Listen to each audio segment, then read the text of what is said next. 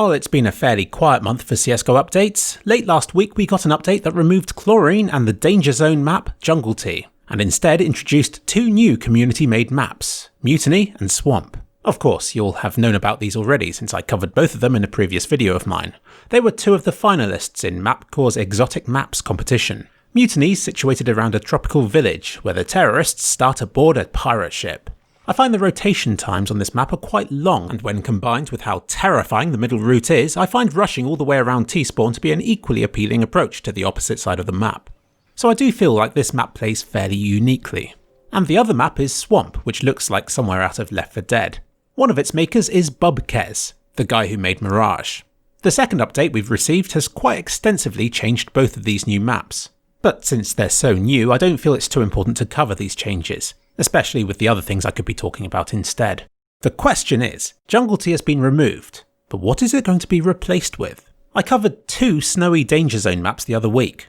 Since then, the game's files have contained references to Frostbite, and that mapper's makers apparently thanked Valve for bug testing their map. And the update says the drone delivery system has been adjusted, which happened to be the one issue I had with that Frostbite map. I think it's pretty likely this map will be featured in the game soon, maybe with a new case and some other stuff. It's interesting that Frostbite has been chosen. I thought the other viable snowy map, made by the maker of Jungle Tea, was the safer option of the two, so the fact that Frostbite has been chosen suggests that Valve are looking to spice the game mode up by experimenting with different kinds of gameplay to existing Dangerzone maps. I felt the map was a bit unpolished when I explored it last, but hopefully an upcoming update will change all that. I'm looking forward to seeing what happens to this map. In other news, Trusted Mode is now the default launch option. Looks like Valve finally has faith in this setting. This feature automatically blocks suspected cheating programs, though you can still use them if you don't mind your trust factor taking a beating and putting you in matches with unsavoury types. I'm pleased to report that the Deagle's barrel on the main menu is finally circular.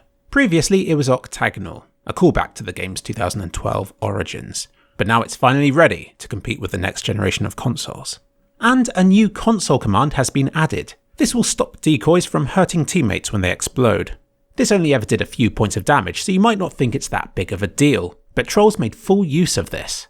They'd get themselves down to low HP, then would use the decoy to kill them, getting the decoy's thrower kicked and banned for killing his teammates. It's kind of sad it's been fixed because clips like this are great, but this mechanic punished the wrong people and had no place in competitive CSGO. Remember, enemies will still be hurt by them. The way shaders and sound settings are stored in the game has been shuffled about.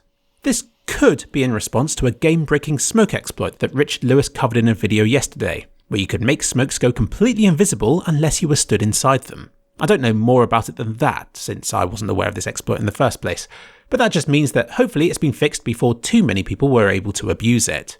And that's it for now. So we've got some fun new maps to play on, though I feel like something bigger is coming soon.